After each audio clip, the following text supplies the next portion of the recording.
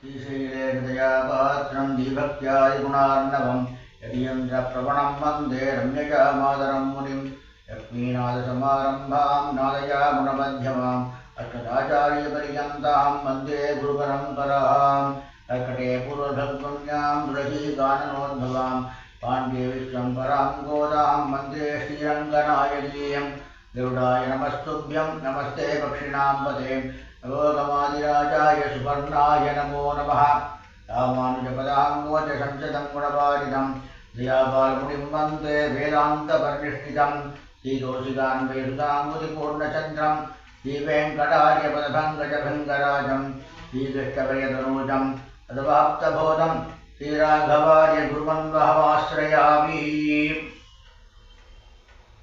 இன்னைக்கு 22வது பாசுரம்.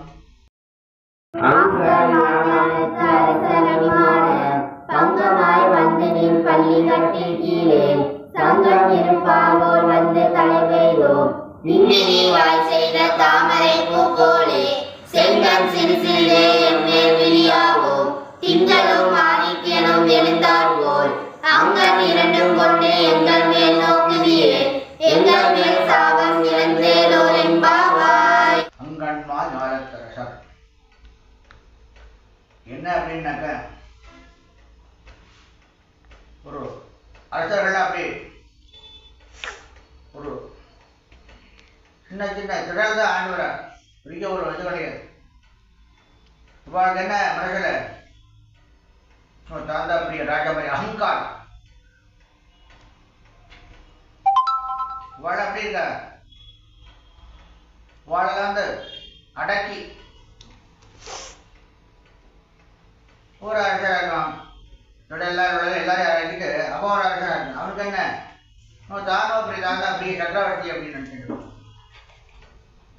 இப்படி சின்ன சின்னதா சின்ன திடலோட அவ்வளோ போய் இப்படி அடைச்சுட்டு நான் தான் சக்கரவர்த்தி, எல்லா உலகத்துக்கே நான் தான் அப்படிங்கிறாங்க. ஒரு கர்வம் அகங்காரம் சொல்றது.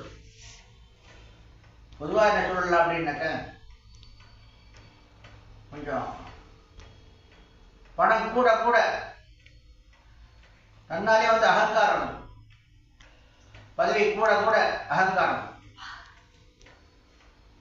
எத்தாங்க வந்து விசேடமா தெரிவிக்க. இவர் விசேடமா ஒருத்தர் வந்து ஸ்ரீரங்க பட்டசுவாமிகிட்ட கேட்டார், சுவாமி ஒரு சந்தேகம். பிரம்மா இந்த எல்லாருமே இருக்கா, ஒவ்வொருத்தர் ஒரு இதில் போய் போய் கொஞ்சம் கொஞ்சமா போய் போய் எல்லாத்தையும் போய் தான் அவளை கடைசியில் போக்கணும் கிடைக்கிறது. அப்படிலாம் போயிட்டு இருக்கா, ஒன்றும் இல்லை வந்து சாதாரணமாக உட்காந்து வந்து நான் அப்படியே எண்பதே நான் பக்கத்துக்கு போடுவேன் சுற்றிட்டு கிடக்கானே அப்படின்னு போத்த கடையை சுற்றி கிடக்க அப்படின்னு கேட்டதை உடனே சொன்னேன். கேட்ட கேட்டு தான் அப்போ ஏன் இந்த மாதிரிலாம் கஷ்டப்பட வேண்டியது அப்படின்னாக்க, கொஞ்சம் கொஞ்சம் பதவி வந்து எதுவுமே பாருங்க என்ன அது அகங்காரம் ஜாஸ்தி வந்துடும். பிரகஸ்பதி வாழ அப்படின்னாக்க கொஞ்சமா வர இந்த பேரே விழுந்தது அப்படின்னாக்கா மூணே மாட்டாங்க தொட்டு தொட்டு அவார்டு தான் ஜாஸ்தி இருக்கும். சாதாரண மக்கள் அந்த அளவுக்கு இருக்கிறதுக்கு என்ன இருக்கு, ஒன்றும் விஷயமே மண்டக்கிற வரத்துக்கு ஒன்றும் பதவி வந்தாலும் சரி பணம் வந்தாலும் சரி மண்டக்கிறதுக்கு ஜாஸ்தி வந்துடும். ஆனால் இந்த பக்தர்கிட்ட என்ன அதெல்லாம் வந்தது ஒன்றுமே வழி இல்லை. இவன்கிட்ட இருக்கிறது என்ன ஒன்றே ஒன்று பக்தி. இந்த பக்தி அப்படி பவ்யமா இருக்கு. சில பேருக்கு என்ன அப்படின்னாக்கா பக்தி அப்படியே பக்தியில் நம்ம எம்பெருமானிய காட்டணுட்டு எம்பெருமானே அவருக்கு வர கொடுத்துட்டார், நாம தான் உலகத்திலே பெரிய மனுஷன் ஒரு இந்த வந்துடும். அப்போ அந்த கர்வம் வந்து அப்படி விட அப்படிலாம் கிடையாது. வேற மாதிரி கர்வத்துல எல்லாம் இல்லை, அந்த மாதிரிலாம் இல்லை. சாதாரண சாமானியம் சாதாரண பக்தியில் சாதாரண அதிலே தான் இருக்கேன். பெரிய ஒரு அறிவிக்கலாம் ஆசைப்படும். அப்பேற்பட்டதால் இருக்கிறதால அவருக்கு அதை பற்றி ஒன்றும் கவலை கிடையாது. சாதாரணமாகவே பக்தினாலேயே இந்த மத்திய மோட்சத்தை அடைய முடியும். வாழ்க்கை அடையாத காரணம் என்ன அப்படின்னாக்க பதவி பணம் இல்லாத ஒரு கர்வம் வந்துடும். அப்பேற்பட்ட இல்லாத என்ன பண்ற அப்படின்னாக்க எல்லாத்தையும் பார்த்து எல்லாத்தையும் அனுபவிக்கிறா, எல்லாம் பண்றா, எங்க போனாலும் ஒரு நிம்மதி, எங்க போனாலும் ஒரு கிடைக்கல. என்னடா அது, நாம் தான் பெரிய சக்கரவர்த்தி அப்படிங்கிற எல்லாம் நினைச்சிட்டு இருக்கோம், எங்க போனாலும் ஒரு இடைஞ்சல் இருக்கு அப்படின்னு ஒரு எண்ணம் தோன்றும். சுற்றி சுற்றி பார்க்குற எப்படி இல்லை, என்னதான் நமக்கு நல்ல வழி கிடைக்கல, என்னதான் பண்றது நம்ம அப்படின்னு இல்ல யோசனை பண்ற. அரசன் அப்படின்னாக்க சாமானியம் கிடையாது. ஒரு பெரிய ராஜ்யத்தை ஆளணும் அப்படின்னாக்க தெரியாம நிறைய பாவங்கள் நடந்துட்டு, தெரிஞ்சும் நிறைய பாவங்கள் நடக்கும். இதுக்காக என்னால் அரசன் வேணா ராஜ்யத்தில் ஆண்டு முடிச்சுட்டு கடைசியில வனவாசம் கலந்துடும். ஏன்னா தெரிஞ்ச பாவங்கள் தெரியாத பாவங்கள் எல்லாமே வந்து நமக்கு ரொம்ப பாடாமட்டிடணும். வனவாசத்தில் போய் எல்லாத்தையும் அந்த பாவத்தை எல்லாம் பண்ணணும், போய் பக்தியில் போய் உட்கார்ந்துக்கணும். அதே போல கண்ண அப்படின்னாக்கா இது எல்லாரும் சுற்றி சுற்றி அங்கே எங்கே எல்லாத்தையும் பார்த்தா கடைசியில் பார்த்தா ஒன்றுமே இல்லை. கடைசியில் அவன் கதியாது எம்பெருமான் சர்வேஸ்வரன் நாராயணன் அவன்தான். பார்த்து என்ன பண்ணணும், ரெண்டு கண்ணால உங்களிடம் கொண்டு உங்கள் மேல் நோக்குகிறேன், உங்களிடம் கொண்டு அப்படின்னு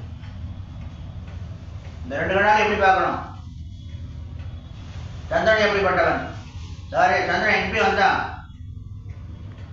சந்திரவா மனசோ ஜாதா, இம்பெருமானுடைய மனதிலிருந்து உண்டானவன்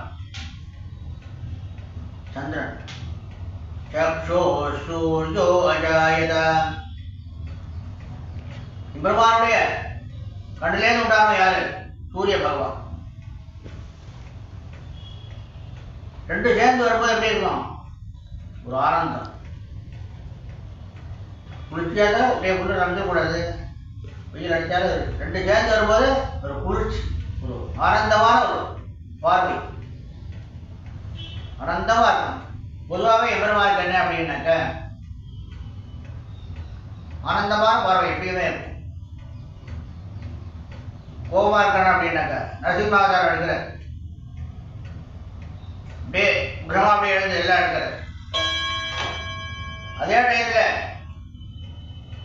பக்தனை பார்க்கும்போது என்னாச்சு, அதே கண்டா அதே தான் உடனே குளிச்சார். எம்பெருமானால தான் அது முடியும்.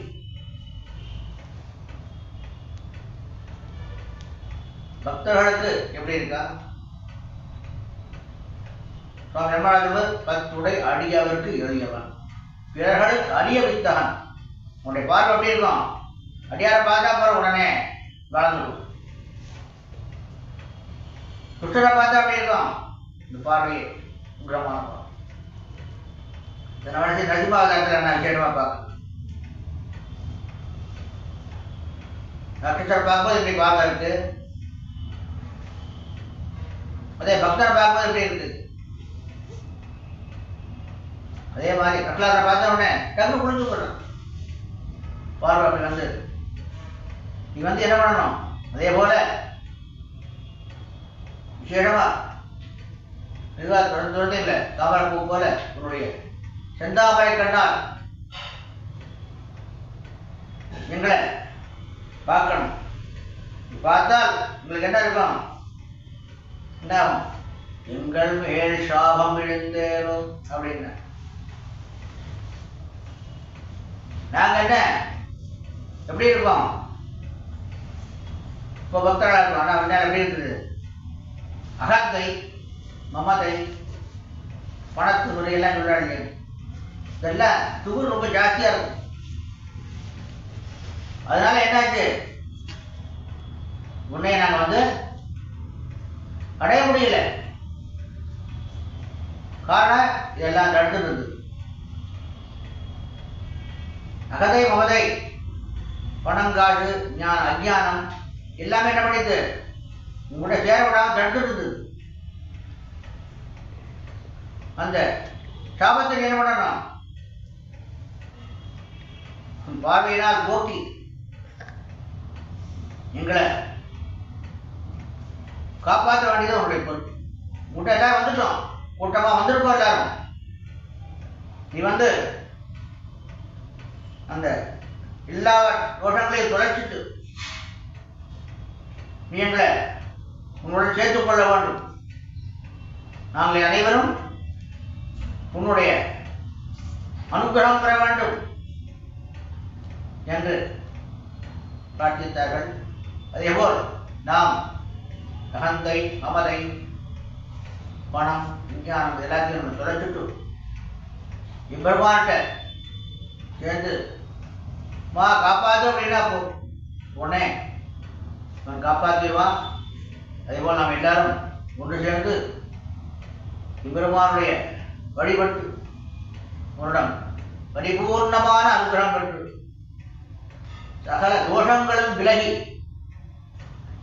நாம் எல்லோரும் சகல சௌபாகியங்களும் பெற வேண்டுமாய் ஸ்ரீ கோதாநாயகா அக்ஷிராஜன் சமேத ஸ்ரீ ராஜகோபாலன் திருவடியில் பிரார்த்திக்கிறேன்.